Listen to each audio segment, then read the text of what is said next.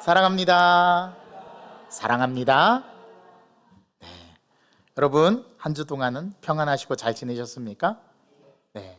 오늘도 하나님께서 우리에게 이 예배 가운데 임재하셔서 하나님의 말씀으로 교훈해 주시고 깨닫게 하시고 또 우리 마음속에 빛을 비춰 주셔서 질병 가운데 있는 분들에게는 여호와 라파 치료의 하나님을 경험케 하고 믿음이 연약한 자들에게는 믿음이 굳세어지면서 이 세상을 헤쳐나가고 또 이 험난하고 어려운 세상을 힘있게 살아나갈 수 있는 그런 믿음이 오늘 이 예배 가운데 주어지길 간절히 소망합니다. 목양실에 들어오시면 목양실 딱 들어오자마자 왼쪽 벽에 한 폭의 그림이 걸려 있습니다. 이 그림은 양 그림인데요, 이 양 그림이 이 벽에 걸려 있었는데 저는 항상 목양실에서 말씀을 준비하거나 또 목양실에서 업무를 할 때 가끔 그 그림을 쳐다봅니다. 그런데 매번 쳐다볼 때마다 그 그림에 대한 느낌이 달라져요. 이번 주 말씀을 준비하면서 저는 그 그림을 보면서 많이 묵상을 해봤는데 그 그림을 누가 그렸냐면 여러분들이 잘 아시는 분입니다. 누굴까요? 우리 강화백이라고 들어보셨습니까? 강선영 권사님께서 그림을 그리셔서 우리 원로 목사님께 그 목양실에 이렇게 딱 기증해 주셨는데 제가 원로 목사님께 그 그림을 물려받아서 저도 그 그림을 제가 이제 갖게 되었습니다. 근데 그 그림을 잘 보면 푸른 풀밭 위에 양 한 마리가 딱 가로로 이렇게 서서 정면으로 저를 바라보고 있는 그림이에요. 여러분 상상이 되시죠? 자, 이 양은 우리가 알고 있는 그러한 양이 아닙니다. 여러분들이 알고 있는 양은 어떤 양입니까? 토실토실하고 그 다음에 양털이 이렇게 보드랍고 이렇게 꼬부라져서 막 이렇게 풍성풍성한 동글동글한 그런 양, 그리고 머리에 뿔이 달려서 뿔이 이렇게 싹 감아진 양, 그런 양 상상하시죠? 그런데 목양실에 걸려있는 양은 그 양이 아닙니다. 토실토실하지도 않고 하얀색의 마치 생긴 모습은 염소와 비슷한데 그게 사냥이래요. 사냥. 그 사냥의 그림이 제 목양실에 걸려 있습니다. 혹시 나중에 그 그림을 보고 싶으신 분들은 목양실로 오시기 바랍니다. 그럼 제가 그 그림을 보여드릴게요. 제가 어제 이 요한복음 1장 29절에서 34절 말씀을 가지고 말씀을 준비하고 있었을 때입니다. 아침에 와서 어제는 비가 안 왔거든요. 약간 이제 밝은 빛이 이제 목양실로 이렇게 착 창문을 통해서 들어오면 그 빛이 이 그림을 비춰줘요. 이렇게 빛에 의해서 착 그림이 보여지는 모습인데 그 그림을 유심히 잘 보면 이게 유화로 그렸습니다. 이 캔버스에 유화로 그려진 그림인데 푸른 풀밭 위에 이 하얀색을 하고 있는 이 산양이 저를 정면으로 응시하고 있는데 눈은 크지 않아요. 동그랗지도 않고 저처럼 눈이 이렇게 약간 찢어진 그런 눈으로 저를 이렇게 아주 응시하고 집중해서 저를 정면으로 바라보고 있는 그림입니다. 그런데 강선영 권사님이 이 붓터치가 굉장히 섬세하세요. 때로는 되게 저돌적이고 거칠은 면이 있기도 하지만 전체적인 이 그림의 모습은 굉장히 부드럽고 온화한 느낌이 드는 그런 그림이에요. 이 햇빛에 비춰진 이 그림이 되게 멋있습니다. 그 그림을 보면서 그런데 그 양이 생각보다는 굉장히 서글퍼 보이고 우울해 보이더라고요. 이 양의 입가가 이렇게 살짝 올라가 있는데 그러면 웃는 그림이잖아요. 그런데 저는 그게 웃는 그림으로 보이지 않고 굉장히 쓸쓸하고 외롭고 우수에 젖어 있는 그런 한 마리의 양, 그 양의 모습으로 보이는 거예요. 그래서 오늘따라 왜 이렇게 저 양이 되게 서글퍼 보일까? 왜 이렇게 외로워 보일까? 그림을 묵상하다가 어느덧 점심시간이 된 걸 모르고 시간이 그렇게 많이 지났어요. 그래서 점심을 먹으러 집에 들어갔다가 점심을 먹고 나와서 다시 목양실에 있는 그 그림을 쳐다봤습니다. 그랬더니 점심 때부터 비가 내리기 시작했거든요. 그런데 이제 자연 채광이 아니라 이 형광등에 비춰진 그 산양의 그림은 완전히 달라 보였어요. 이 형광등에 비춰진 이 그림은요, 이 유화가 반짝반짝 빛나면서 그 산양의 모습이 굉장히 우울하고 쓸쓸하고 외로워 보이기보다는 새롭게 비춰진 빛에 의한 그 그림은 굉장히 이 양이 평온해 보이고 온화해 보였습니다. 어떻게 이렇게 몇 시간 만에 그림이 달라져 보일 수가 있을까? 이게 아마 그림의 묘미인 것 같아요. 오묘하더라고요. 저는 그 그림을 보면서 오늘 요 세례자 요한이 예수님을 보면서 한 말, 이 말이 제 머릿속에 탁 스쳐 지나가더라. 보라, 세상 죄를 지고 가는 하나님의 어린 양이로다. 그런데 그 어린 양이 처음에는 외롭고 처량해 보이고 쓸쓸해 보였지만, 그러나 제가 두 번째 본 그 산양은, 그 양은 굉장히 평온하고 온화해 보였습니다.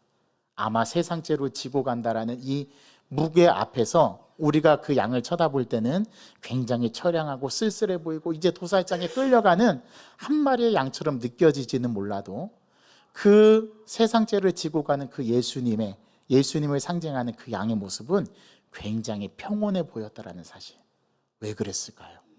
왜 저는 그렇게 묵상이 됐을까요?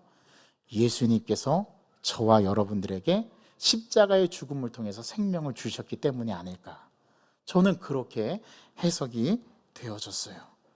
오늘 세례조 요한은 그 예수님을 향해서 봐라, 보라는 겁니다. 그래서 보다라는 동사가 요한복음 1장에 무려 8번이나 등장하는데요, 1절부터 계속해서 보라는 말씀이 나옵니다. 보다라는 단어가, 동사가 등장해요. 보라, 세상 죄를 지고 가는 하나님의 어린 양 이로다. 우리는 지난 시간에 세례 요한에 대해서 우리 함께 묵상을 나누었지 않습니까? 세례 요한의 정체성. 세례 요한은 제사장 집안의 사가랴의 아들 엘리사벳의 아들이었지 않습니까? 예수님보다 6개월 전에 먼저 태어나서 예수의 길을 준비했던 사람이 세례자 요한이라고 말씀을 드렸는데요, 우리는 지난주에 세례조 요한이 자신의 정체성, 자기 인식을 어떻게 하고 있었는지에 대해서 함께 나누었습니다. 그는 사람들, 특별히 유대인들이 보낸 그러한 사람들이 와서 세례자 요한에게 묻습니다. 세례조 요한에게 너는 누구냐? 라고 물었을 때 세례조 요한이 4가지의 대답을 하는데요, 첫 번째는 뭐라고 대답했죠? 나는 그리스도가 아니다. 그럼 네가 엘리야냐? 나는 엘리야도 아니다. 네가 그 선지자 중에 한 사람이냐? 나는 선지자도 아니다. 그럼 도대체 너는 뭐냐? 네 정체가 뭐냐? 그렇게 물었을 때 그때 세례 요한이 뭐라고 대답했어요? 뭐라고 자기를 인식하고 있죠? 나는 광야에서 외치는 자의 소리다. 이게 무슨 의미라고 말씀드렸습니까? Nothing. 나는 아무런 존재도 아닙니다. 나는 무익한 종일 뿐입니다. 나는 예수님보다 앞서 와서 나는 주의 길을 준비하는 사람입니다. 그게 세례 요한의 정체성, 자신의 자기 인식. 여러분, 신앙은 여기에서부터 시작한다고 했죠? 자신이 누구인가를 아는 것, 자신을 잘 알아야 거기에서부터 우리의 신앙이 출발하는데요, 세례 요한은 자기 부인으로부터 시작합니다. 나는 그리스도가 아니다. 나는 엘리야가 아니다. 나는 선지자가 아니다. 그러면 누구냐? 나는 광야에서 외치는 자의 소리다. 나는 무익한 종일 뿐이다. 나는 예수의 길을 닦는, 소위 속된 말로 얘기하면 나는 예수의 따까리일 뿐이다. 그게 세례 요한의 정체성이라고 말씀을 드렸습니다. 우리가 자기 자신을 잘 인식하는 것에서부터 신앙은 출발합니다. 내가 누구인지, 나는 어디서부터 와서 어디로 가는지, 예수 그리스도는 나에게 누구인지, 이 정확한 응답, 이 정확한 신앙 고백.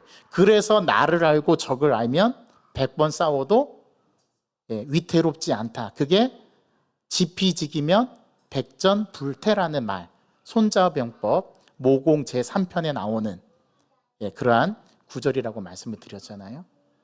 나를 아는 것에서부터 신앙의 출발점이 생겨요. 그런데 어떻게 나를 인식하느냐가 중요합니다. 세례자 요한은 사람들이 그를 엘리야로 추앙하고 그를 메시아가 아닌가 그렇게 그 세례자 요한에게 이야기를 했을 때 세례자 요한은 나는 그리스도가 아닙니다. 나는 엘리야가 아닙니다. 나는 선지자가 아닙니다. 나는 그저 광야에서 외치는 자, 주의 길을 닦는, 주의 길을 예비하는 자.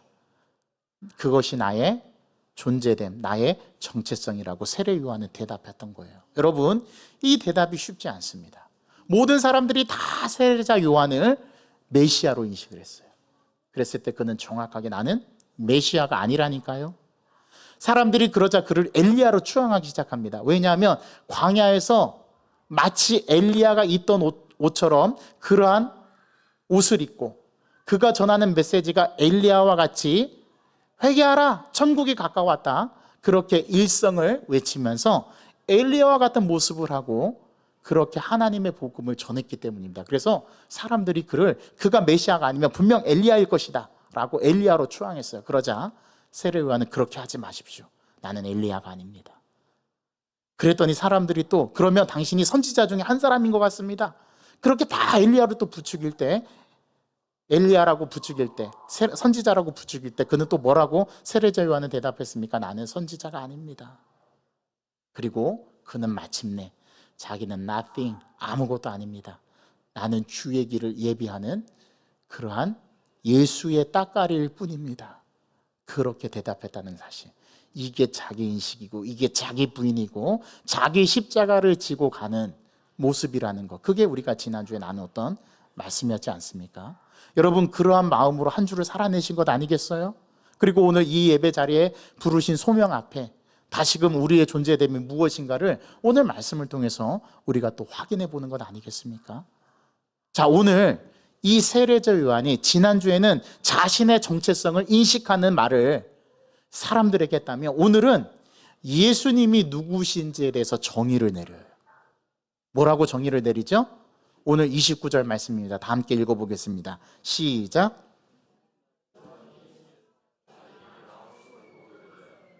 보라, 세상 죄를 지고 가는 하나님의 어린 양 이로다. 자, 오늘 세례자 요한은 예수님을 뭐라고 정의합니까? 세상 죄를 지고 가는 하나님의 어린 양이로다. 그렇게 말씀합니다. 예수가 누구인지를 한마디로 정의해버렸어요. 자, 지난주에는 자신이 누구다라는 것을 정의를 했고 오늘 그 자신의 존재됨에 근거해서 예수님이 누구시다라는 것을 세례 요한이 드러냅니다. 세례 요한의 증언은 이거예요. 나는 그리스도가 아니고 저분입니다 라고 오늘 그 말을 하고 싶었던 거예요. 그래서 세례자 요한이 지난주에 자신이 그리스도가 아니라고 과감하게 말할 수 있었던 겁니다. 오늘 그 세례자 요한이 예수님이 누구신지에 대해서 말하는데 오늘 이 말씀을 잘 생각해 보면 예수님이 누구다라고 사실 정의하는 게 아니라 예수님이 무엇입니다라고 정의하고 있어요. 그 무엇이 뭡니까? 세상 죄를 지고 가는 하나님의 어린 양이다. 참 놀라운 정의를 했어요. 여러분, 한 사람을 두고 이 사람은 누구다라고 이야기를 할 때 그 사람을 종합해서 하나로 정의 내리기가 굉장히 어렵습니다. 자, 여러분들에게 한번 질문해 볼게요. 여러분 솔직하게 대답해 주시기 바랍니다. 여기 앞에 서 있는 유구현 목사는 누구입니까? 여러분들이 저에 대해서 정의를 내려보십시오. 여러 정의를 내릴 수 있어요. 유구현 목사는 인간입니다. 그렇죠? 저는 물건이 아니잖아요. 저는 인격을 지닌 인격체죠. 저는 사람입니다. 어떻게 표현할 수 있을까요? 유구현 목사님은 목사입니다. 저의 직책과 저의 타이틀을 가지고 저를 정의 내릴 수도 있어요. 유구현 목사님은 성품이 온화하고 인자한 분입니다. 예수 그리스도의 성품을 닮았습니다. 이런 얘기 들으면 참 좋겠죠. 저를 어떻게 정의하느냐, 이거 쉬운 문제 아니거든요. 저도 마찬가지입니다. 여기 앉아있는 우리 성도님들 한 분 한 분을 제가 정의 내리기가 어려워요. 그런데 오늘 세례자 요한은 기가 막힌 정의, 예수님이 누구신지가 아닌 예수님이 무엇이다라고 얘기합니다. 자, 지난주에는 세례자 요한이 나는 뭐뭐가 아닙니다, 부정어를 넣어서 얘기를 했다면, 오늘 세례자 요한은 예수에 대해서, 예수의 정체성에 대해서 한 문장으로 요약을 하는데, 저분은 세상 죄를 지고 가는 하나님의 어린 양입니다 라고 정의를 했다라는 거예요. 여러분, 양이 뭡니까? 양이. 왜 세례 요한은 예수님을 향해서 세상 죄를 지고 가는 하나님의 어린 양이라고 이렇게 정의했을까요? 왜 이렇게 예수님을 소개했을까요? 왜 이렇게 예수님에 대한 자기의 인식을 이렇게 말했을까요? 이 의미를 오늘 좀 우리가 이 표현을 주목해서 볼 필요가 있습니다. 세상 죄를 지고 가는 하나님의 양은 어떤 표정이었으며 어떤 느낌이었을까? 그가 바라봤던 예수님의 첫인상은 어떠했을까? 그가 바라보았던 예수님은 어떤 모습이었을까? 저는 그런 생각이 들었습니다. 세상 죄가 너무 무겁고 너무 버거워하고 쓸쓸해서 외롭고 처량한 모습이지만, 그 죄를 생명으로 바꾸어야 하는 예수님의 모습은 이 세상 누구보다 따뜻하고 평온하며 하나님의 뜻을 향해 나아가는 자신의 사명의 무게감에서 오는 진정한 사랑의 모습이 아니었을까? 제가 목양실에 걸려있는 그 산양을 보고 묵상했던 것처럼요. 우리가 예수님을 어떻게 인식하고 예수님의 정체성에 대해서 어떻게 바라보는가는 굉장히 중요한 문제입니다. 왜냐하면 그것에 따라서 우리의 신앙의 방향이 결정되기 때문에 그래요. 우리는 지난 시간에 1장 19절에서 28절 말씀을 통해서 세례자 요한이 말했던 것을 기억하죠? 자신의 정체성, 그리고 오늘 그것에 견주어서 세례자 요한은 예수의 정체성, 예수가 누구신지를 넘어서서 예수가 무엇이다라고 정의하고 있습니다.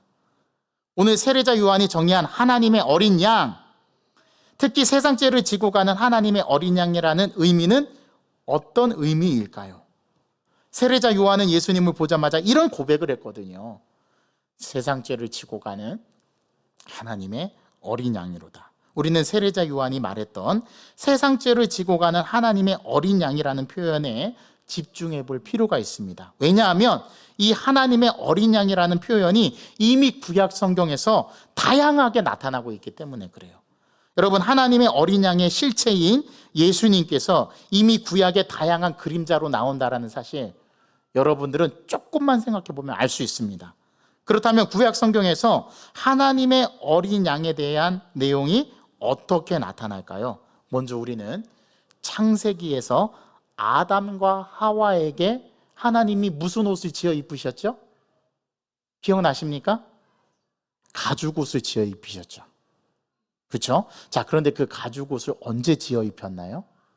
자, 퀴즈 1번. 아담과 하와가 범죄하기 이전. 2번. 아담과 하와가 범죄한 이후. 정답은 다 아시죠? 아담과 하와가 범죄한 이후에 하나님께서 그 아담과 하와를 위해서 가죽옷을 지어 입히셨어요. 자, 그럼 묻습니다. 가죽옷을 입히려면 무엇을 죽여야 할까요? 그 가죽을 가지고 있는 가축을 죽여야 하죠. 그렇다면 하와와 아담에게 가죽옷을 지어 입혔다라는 이 의미가 무엇일까요? 바로 희생 제물이 필요했다라는 거예요. 그 희생 제물이 무엇이었습니까? 바로 양을 표상하는 가축의 가죽이었던 것이었어요.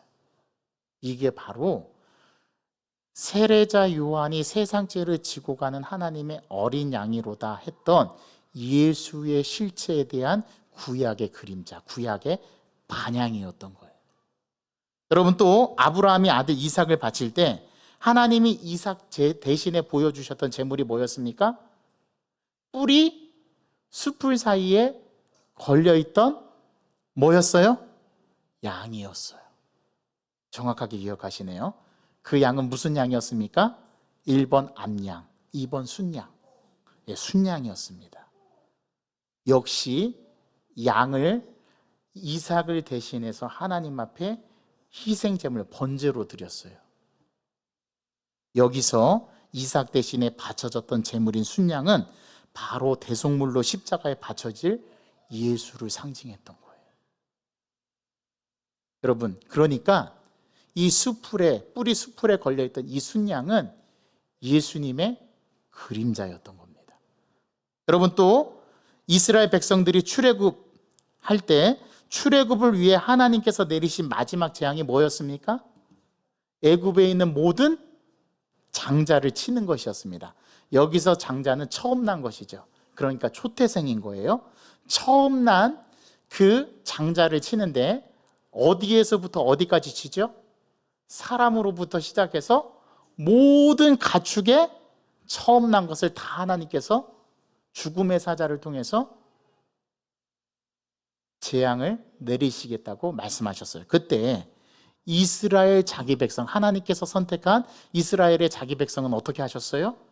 그 죽음을 넘어갈 수 있도록 그들에게 한 가지 명하신 사건이 있는데 그게 뭐였어요? 유월절이었죠. 유월절 날에 양을 잡아서 그 피를 집 문설주와 좌우 임방에 바르면 그 피의 표식을 보고 죽음의 사자가 어떻게 한다고요? 넘어가겠다. 그래서 거기에서 넘어간다라는 말에서 유월이라는 말이 나왔고요. 이걸 영어로 pass over라고 합니다. 그래서 유월절, 그 유월절 의식 때 행하는 제물이 뭐였어요? 어린 양이었습니다. 하나님의 어린 양이었죠. 그게 바로 오늘 십자가를 지고 가는 예수 그리스도를 상징하는 것이었던 거예요. 여러분, 이해되시죠? 그런데 놀라운 점이 있습니다.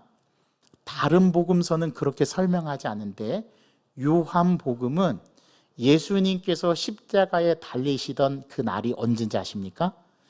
유월절 양을 잡는 그 오후 바로 그 시간입니다. 그 시간에 예수님이 십자가에 달려서 돌아가시는 거예요. 그러니까 그것은 무엇을 의미합니까?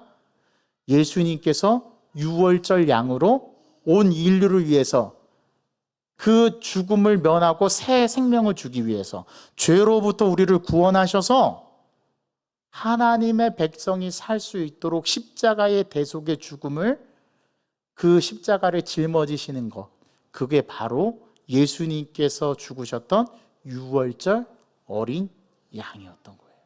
예수님은 실제로 유월절 그 양을 잡는 그 시간에 십자가에 달려 죽으십니다.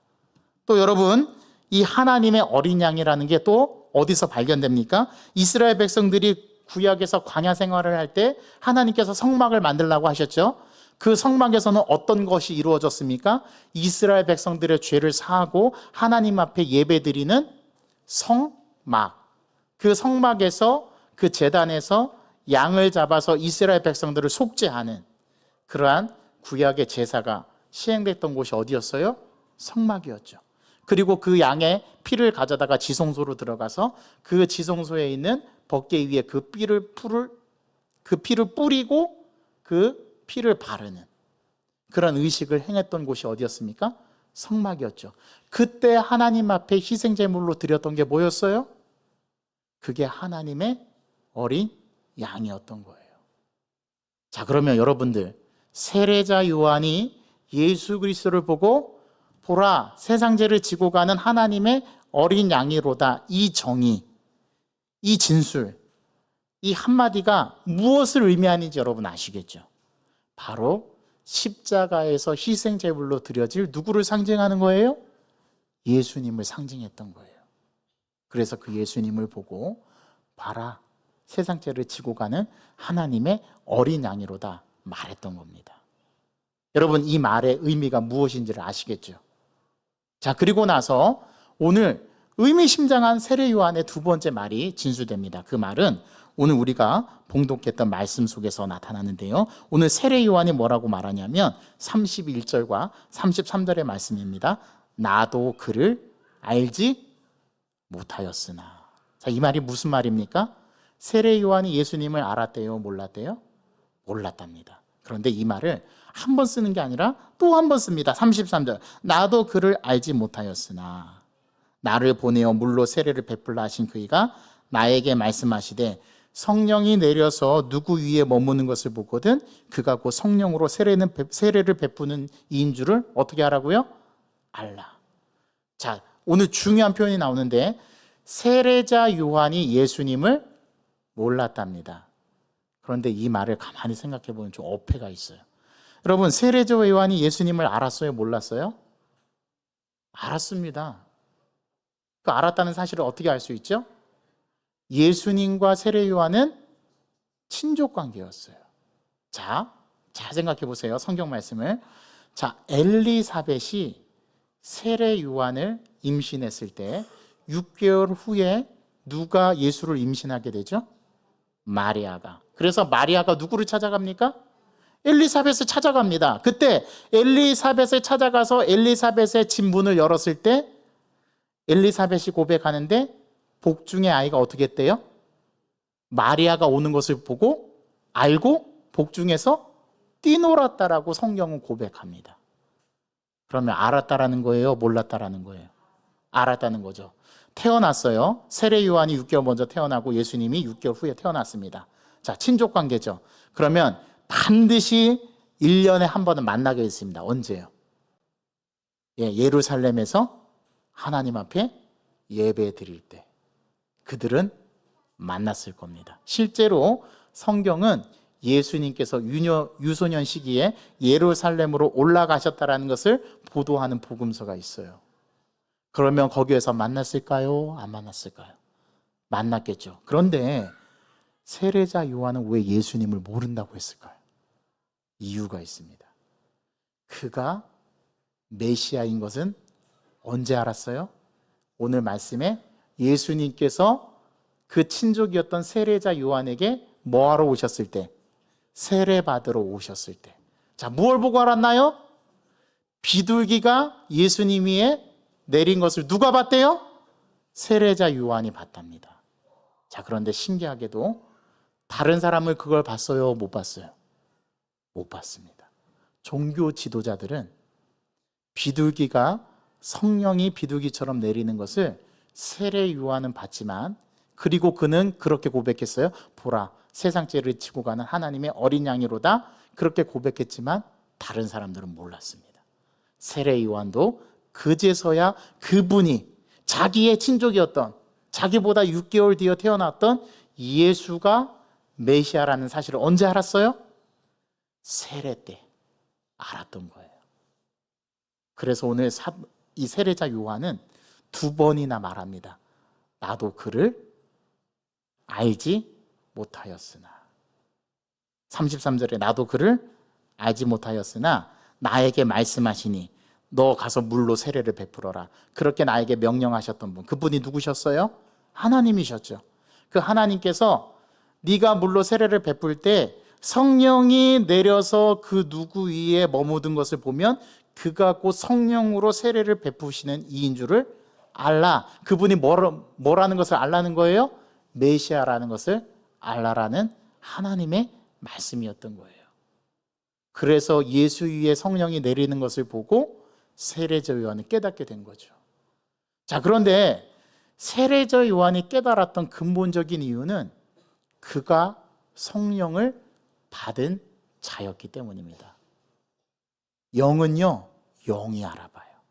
고린도전서 2장에 하나님의 영 외에는, 하나님으로부터 온 영을 받지 않은 사람 외에는 어떻게 하나님의 영을 알 수 있겠느냐.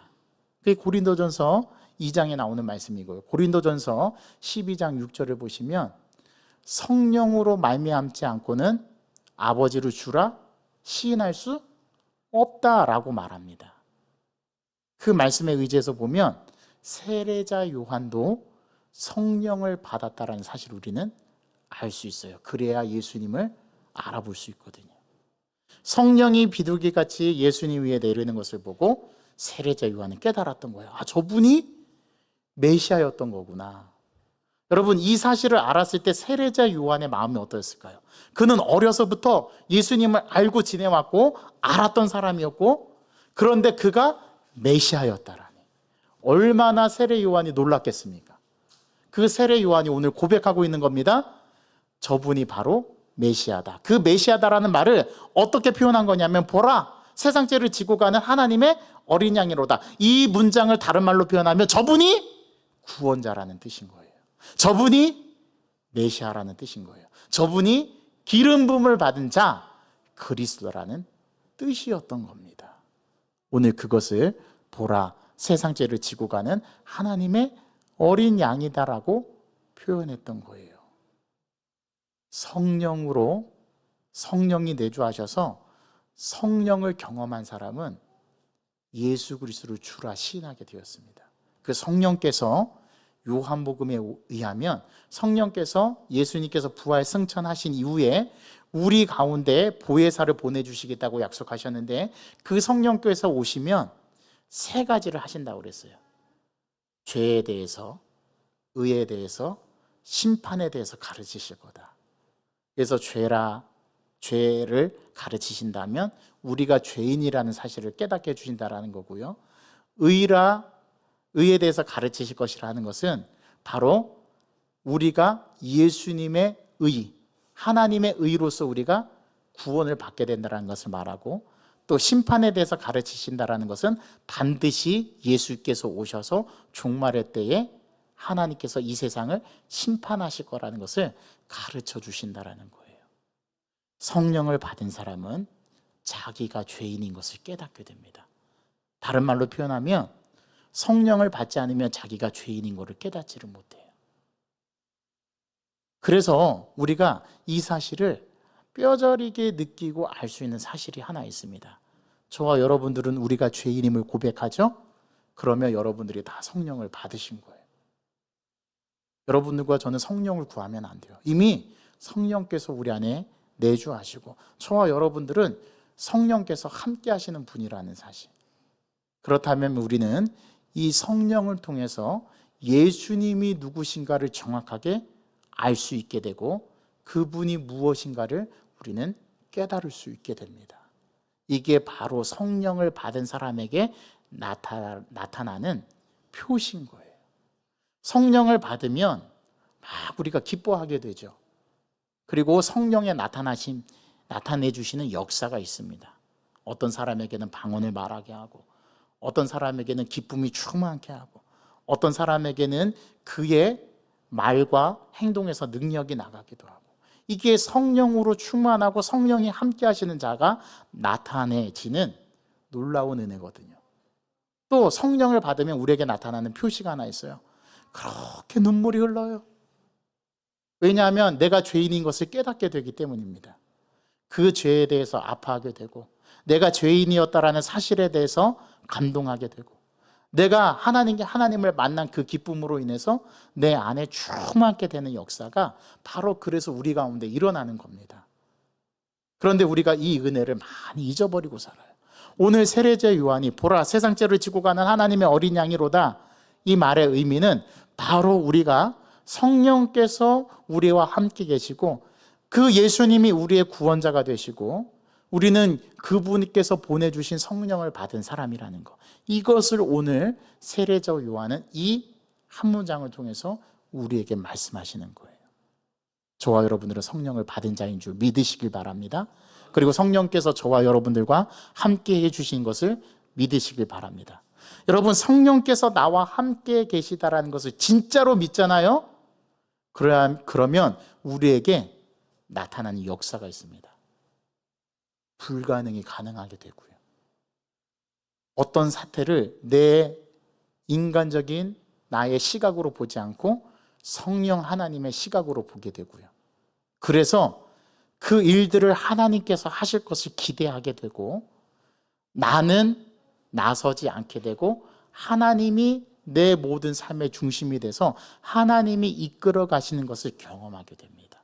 그리고 우리는 어떤 자세를 취하게 되냐면 모든 것을 하나님께 맡기죠.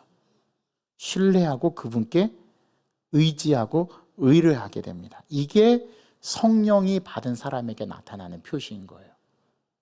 그래서 우리는 함부로 경고망동하지 않고 하나님 앞에 엎드려 겸손하게 기도하면서 하나님, 저는 이것을 할 수 있는 능력이 없습니다. 하나님, 저를 도와주십시오.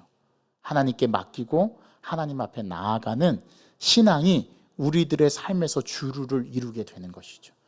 이게 세례 요한의 고백이었던 겁니다. 이게 세례 요한이 자신은 그리스도가 아니다, 나는 엘리야가 아니다, 나는 선지자 중에 한 사람이 아니다. 나는 광야에서 내 길, 주의 길을 준비하는 그 길을 여는 사람이 바로 나다. 자신에 대한 인식, 그리고 예수님을 보고 세상죄를 지고 가는 하나님의 어린 양이로다. 그렇게 표현할 수 있었던 것입니다. 이게 세례 요한의 신앙 고백이었던 거예요. 저와 여러분들은 어떤 고백이어야 할까요? 여러분들은 예수 그리스도를 뭐라 정의하시겠습니까? 예수 그리스도를 뭐라 표현하시겠습니까? 오늘 이 세례 요한의 고백이 저와 여러분의 고백이 되기를 주님의 이름으로 간절히 소망합니다. 하나님, 보라 세상 죄를 지고 가는 하나님의 어린 양이로다. 이 말의 의미는 자신은 그리스도가 아니다. 자신은 엘리야가 아니다. 자신은 선지자가 아니다.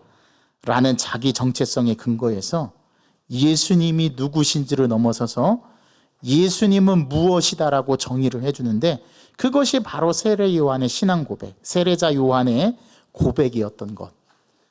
세상 죄를 지고 가는 하나님의 어린 양이다라는 이 의미. 그 의미는 바로 예수님이 구원자십니다. 예수님이 그리스도시입니다. 예수님이 우리의 구원자시라는 사실을 고백했다라는 것, 이것이 세례자 요한의 고백이었다라는 사실을 오늘 말씀을 통해서 깨닫게 됩니다. 하나님, 우리가 이번 한 주간을 살아갈 때 이 고백이 우리들의 고백이 되게 하여 주옵소서.